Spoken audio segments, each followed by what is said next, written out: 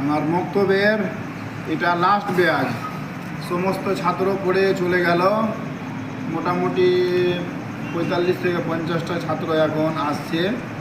তো সবটি ছাত্র পড়ে চলে গেল, এটা লাস্ট ব্যাচ। তো এদের পড়া শুনবো। বলো, তানবিন কাকে বলে? दो जबर दो जेर दो पेश के तनवीन बोले। তাহলে তানবিন বা নুন সাকিনের কয়টি কায়দা? चारटी। কি কি? इजहार, इकफा, इकलाब, इदगाम। তাহলে ইজহার কাকে বলে?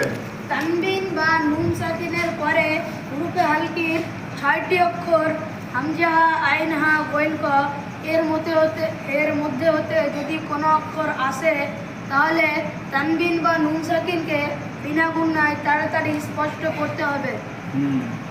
মাশাআল্লাহ।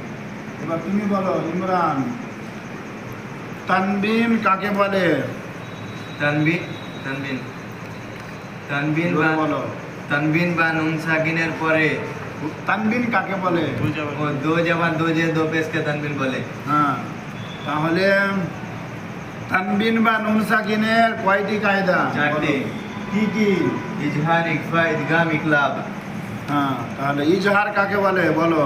তানবিন বা নুন সাকিনের পরে হুরুফে আলকি 6টি অক্ষর হামজাহা, আইনহা, গোয়েনফ এর মধ্যে যদি কোনো একটি অক্ষর আসে যাকে বিনা গুণায় তাড়াতাড়ি পড়তে হবে, একে ইজহার বলে।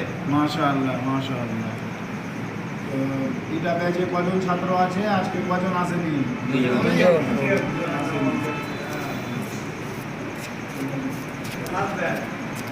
Last batch. এই যে 1 মিনিট